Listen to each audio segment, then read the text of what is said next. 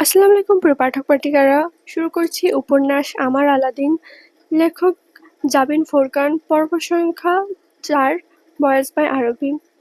ঘুম থেকে উঠে মায়ের জন্য কেঁদে চেঁচিয়ে ওঠে ইজান। সবেমাত্র বাথরুমে ঢুকেছিল ইরাম ফ্রেশ হতে, বাচ্চার কান্নার আওয়াজে হন্তদন্ত হয়ে বেরিয়ে আসলো। বিছানার একদম মাঝখানে কাঁথায় মোড়ানো ইজানের নাজুক শরীরটা ছটফট করছে।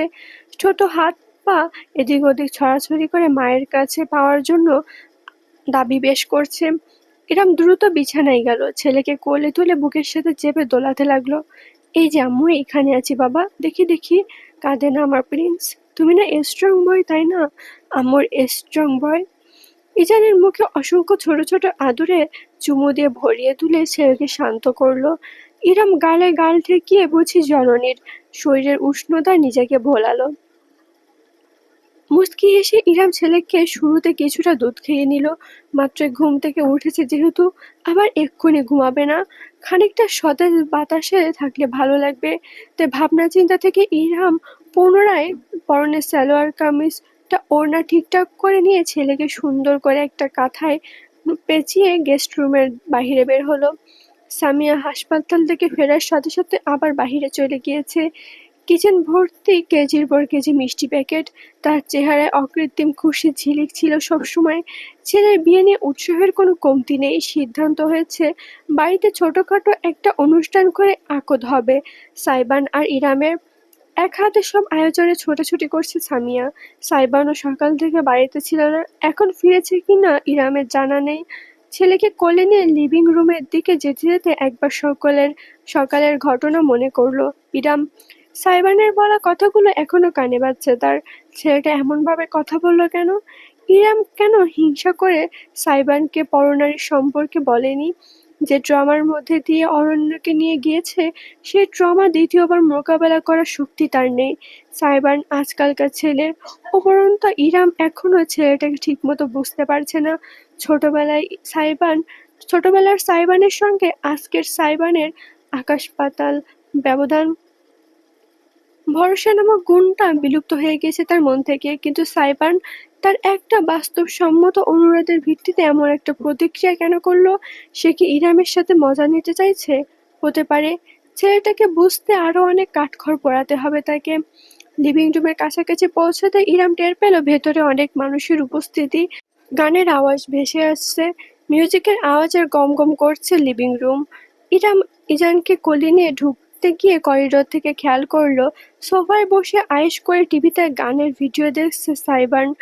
বাইরে থেকে ফিরেছে, পোশাকে বোঝা যাচ্ছে একটা সাদা শার্ট আর কালো জিন্স পরনে। শার্টের বোতামগুলো খোলা, তাতে উন্মুক্ত বুক দেখা যাচ্ছে। লিভিং রুমের হলদেটে আলোয় লোমহীন ফর্সা ত্বকে চিকচিক করছে। ইরামের কোলে ইজান কুই কুই করে উঠল। পর্দা দিয়ে তাকানোর সুযোগ হলো না। এই যে বাবুটা, আম্মু তোমাকে ঘোরাতে নিয়ে যাচ্ছি। ইজানের কানে বিড়বিড় করতে করতে সে লিভিং রুমে পা রাখতে সোফা থেকে দৃশ্যটা খেয়াল করলো সাইবান। একটা হাতে রিমোট ধরে পা ঝোলাচ্ছে সে। তাৎক্ষণিক রিমোটটা তাক করেও টিভির দিকে। বিদ্যুতের গতিতে ঘটলো ঘটনাটা। ইরাম দেখতে পেল না কি হয়েছে, শুধু শুনতে পেল গানটা বদলে গিয়েছে। এখন টিভিতে ভাসছে কিছু কার্টুন আর বাজছে baby Shark do do do, baby Shark do do do. ভ্রু কুঁচকে ফেলল ইরাম। সাইবানের চেহারায় একটা ভীষণ বিরক্তি দেখা যাচ্ছে। আপন মনে কি যেন বিড়বিড় করে যাচ্ছে ঠোঁট নাড়িয়ে। মন্তব্য করবে না করেও বিড়বিড় করে বসলো। কি ব্যাপার, গানটা বদলালে কেন? চাইল্ড ফিল্টার মেরেছি। শান্তি আছে নাকি এই বাড়িতে আর? এই বাড়ির শান্তির মা পটল তুলেছে, আর কিছুদিন পর বেগুনও তুলে ফেলবে। ইজানের অবশ্য গানের দিকে কোনো মনোযোগ নেই। সে জননীর বুকে চুপটি করে লেপ্টে আছে, হাতে আঙুল চুষছে। ভাইজান, সুন্দর সুন্দর মায়া মানুষের নাচ কদন দেখতে পারতেছ না তো? এই জন্য চেটটা গেছে। কথাটা ভেসে এলো সম্পূর্ণ অনাকাঙ্ক্ষিত একজন মানুষের তরফ থেকে। সুগন্ধা হাতে কফির মগটি হেলে দুলে কিচেন থেকে বেরিয়ে আসছে। তার চেহারায় ডোন্ট কেয়ার ভাব। ঠাস করে কফির মগটা সে সাইবানের সামনে টি টেবিলের উপর রেখে দিল। এতক্ষণ রাগ দেখা না দেখিয়েও এবার সত্যি সত্যি তেতে উঠল সাইবান। ইউ চোরিনার মা সগিনা, কত বড় সাহস তোর! মুখে ঘু পড়বে তোর, মুরগির জামায় মোরগের পাতলা পাতলা ঘু। সুগন্ধা বিপরীতে নিজের চুলে একটা ঝাটকা বাড়ি মারলো, আবার উল্টো ঘুরে গেল, যেন সাইবানের এসব কথা। সাইবান এক প্রকার তার মালিক নয়, বরং নগণ্য কোনো অস্তিত্ব। এইবারে সবারই মাথায় সমস্যা, ইরাম ভাবলো মনে মনে। তবে তাদের ঝগড়াঝাটি স্থায়ী হওয়ার সুযোগ পেল না। খোলা সদর দরজা দিয়ে ভেতরে প্রবেশ করলো সামিয়া। হাতে একগাদা ব্যাগপত্র। তার অনুসরণ করছে করিম। ওই লোকটার হাতেও ব্যাগপত্র, কাঁধে ঝুলছে ব্যাগ। শপিং করে এসেছে স্পষ্ট। দ্রুত প্রতিক্রিয়া করলো ইরাম।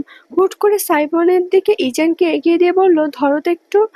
ছিটকে দূরে সরে গেল সাইবান। ইস, ছি! ইজান ছোট ছেলেটা মুখ ঘুরিয়ে জিভ বের করে সাইমনের দিকে ডাগর ডগর চোখ করে তাকিয়ে আছে। ওই বড় বড় টলটলে জীবন্ত দিঘির ন্যায় দৃষ্টি দেখে একটা শক্ত ঢোক গেল সাইবান। ইয়া আল্লাহ, ইয়া আল্লাহ, তুই রহম করো, ও মাবুদ! শক্তি দাও, ধৈর্য দাও, টাকা দাও। কাঁপা কাঁপা দুহাত বাড়িয়ে ইজানের কাঁথায় মোড়ানো ছোট্ট শরীরটা কোনো মতে সাইবান ধরেছে কি ধরেনি, ইরাম ছুটে চলে গেল সামিয়ার কাছে। আর চোখে সেদিকে চেয়ে সাইবান দৃষ্টি ফেরালো। হাত দুটো টান টান করে শরীরের থেকে কয়েক হাত দূরে ধরে রাখা ইজানের দিকে তাকালো। শক্ত একটা ঢোক গিলল সে। নিঃশ্বাস প্রশ্বাস ভারী হয়ে উঠেছে তার। যেকোনো মুহূর্তে প্যানিক অ্যাটাক করতে পারে। ইজানের কাদার মতো নরম শরীরটা বুঝি তার বিশাল দুহাতের আঙুলের ফাঁক গলে পড়ে যাবে। মাথা কাত করে বাচ্চাটাকে চোখে চোখ রাখলো সাইবান। অদ্ভুতভাবে ইজান একটু কাঁদলো না, বরং সাইবানকে নকল করে নিজের ছোট মাথাটাও কাত করলো। আঙুল চুষতে চুষতে তাকিয়ে রইল গোল গোল চোখ করে। আপনি আঙুল খাচ্ছেন কেন? নিয়মিত নিজের মায়ের মাথাটা খাবেন। সাইবানের কণ্ঠে ইজান পা দুটো নেড়ে সামান্য ঝাটকা দিয়ে উঠল। ফোকলা দাঁতের মাড়ি দেখিয়ে হাসলো, নাকি বিদ্রুপ করলো বোঝা দায়। আর একটু হলে সাইবান তাকে ফেলে দিচ্ছিল, কিন্তু সক্রিয়ভাবে তার হাত দুটো ইজানকে কাছে টেনে বুকের সাথে আগলে রাখলো। শার্টের বোতাম খোলা থাকায় তার তপ্ত ত্বকে সরাসরি স্পর্শে ইজান গুটিয়ে গেল, একদম বুকের সাথে লেপ্টে গেল। ভ্রু উঁচু করে সাইবান দেখলো, মহা বিস্ময় নিয়ে তাকিয়ে আছে নিজের বুকে মাথা ঠেকিয়ে রাখা নগণ্য অস্তিত্বটার দিকে। তার হাতের তালু ইজানের সমস্ত পিঠের সমান। বিষয়টা একই সঙ্গে বিস্ময়কর এবং উপভোগ্য। এত ছোট মানুষ হয়, এত জ্যান্ত একটা পুতুল। হাসি মুখে মুচকি একটা হাসি ফুটলো ইজানের ঠোঁটে। অজান্তে দুই পা নাড়িয়ে ইজান সম্মের শরীর দোলাতে লাগলো সে। টিভির কাছে এগিয়ে দাঁড়ালো। তখনও বাচ্চাদের গান বাজছে, অথচ ইজানের ওই গানের প্রতি কোনো আগ্রহ নেই। সে সাইবানের বুকের মাঝে কিলবিল করে যাচ্ছে। নতুন পরিবেশ, নতুন মানুষ চিনছে তার মস্তিষ্ক।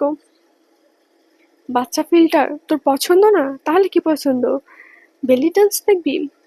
আয়। মৃদু একটা শব্দ করে কৌতূহলী চেহারাটায় ফেলফেল করে চেয়ে থাকলো ইজান। সাইবান অন্য হাতে ধরা রিমোটটা দিয়ে গানটা বদলে আগের গানটায় ফিরে এলো। সমস্ত লিভিং রুমে বেজে উঠল তামান্না ভাটিয়ার গান। অদ্ভুত হলেও সত্য, গানের বিটের সঙ্গে সঙ্গে ইজান চোখ ঘুরিয়ে টিভির দিকে তাকালো। চোখে মুখে এক নিদারুণ আকর্ষণ ফুটে উঠল তার। ছোট্ট শরীরটা মিউজিকের তালে তালে নড়ছে। মাথাটা দুলিয়ে দুলিয়ে ইজান ছোট হাত পা নাড়াচ্ছে আর আই উই করছে। বিরাট এক তীর্যক হাসিতে ছেয়ে গেল সাইবানের সমস্ত মুখমণ্ডল। আবারও গান বেজে উঠতেই ইজান আই উই করে উঠল।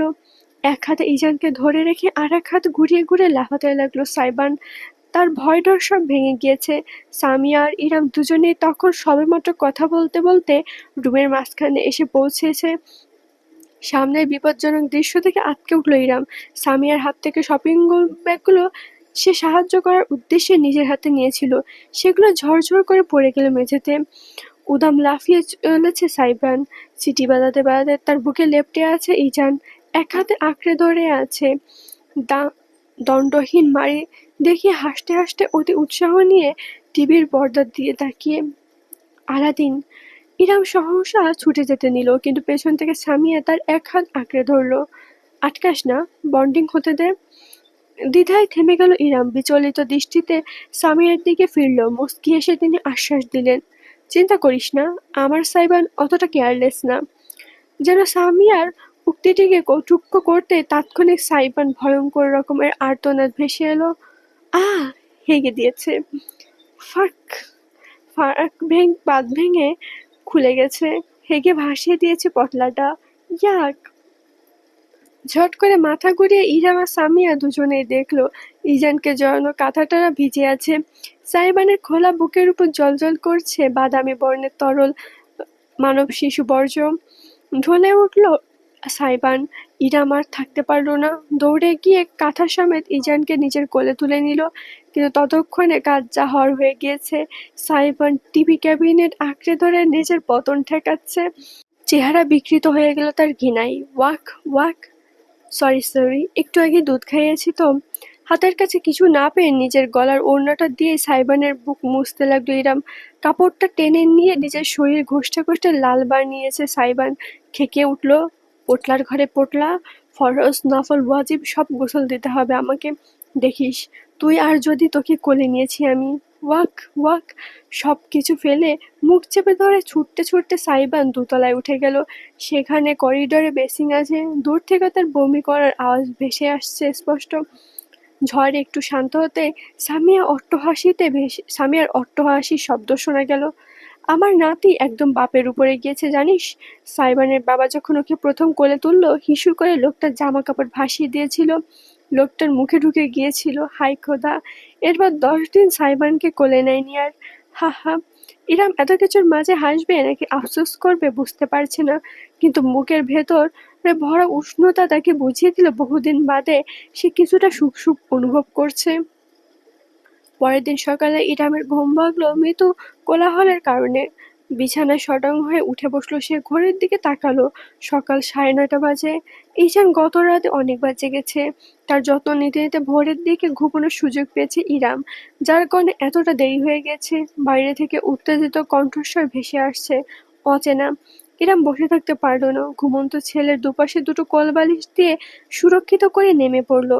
হাত মুখ ধুয়ে আয়নার সামনে দাঁড়িয়ে শাড়ির কুচিটা ঠিক করে আঁচল ঠিকঠাক করে সে বাহিরে বের হলো। দুহাতে চুলে আঙুল চাপিয়ে খোপা বাঁধতে বাঁধতে যখন সে হলঘরের কাছে এসে পৌঁছালো, তখন দৃশ্যটা চোখে পড়ল।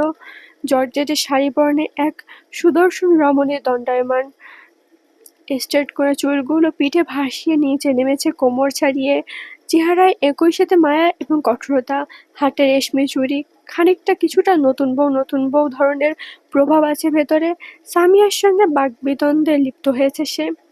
মম, তুমি সাইকে এভাবে জোর করতে পারো না। তুমি জানো ও কোন লেভেলের সাইকো। তুমি একবার ফেক মুক্ত কিনে ঠকে গিয়েছিলে বলে ওই দিন সোজা কক্সবাজার গিয়ে মুক্ত ব্যবসায়ীদের সাথে সাগরে গিয়ে নিচ থেকে ঝিনুক আহরণ করে বেছে বেছে আসল মুক্ত নিয়ে এসেছে। মনে নেই তোমার? টানা 7 দিন ওর কোনো হদিসই পাইনি আমরা। আর তুমি এই ছেলের সামনে উচ্চারণ করো বিয়ের কথা। ও তো সেটাই করবে। চিৎকার করিস না সারিকা, এটা ভদ্র লোকের বাড়ি, আর একটা ছোট বাচ্চা আছে ঘরে। বাচ্চা? My foot! সারিকা প্লিজ শান্ত হও।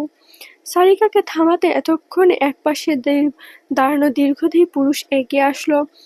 ধূসর বর্ণের স্যুট পরনে, চোখে মুখে গাম্ভীর্য ভাব, নমনীয়তা, উজ্জ্বল দৃষ্টি। সারিকার কাঁধে হাত রাখলো সে।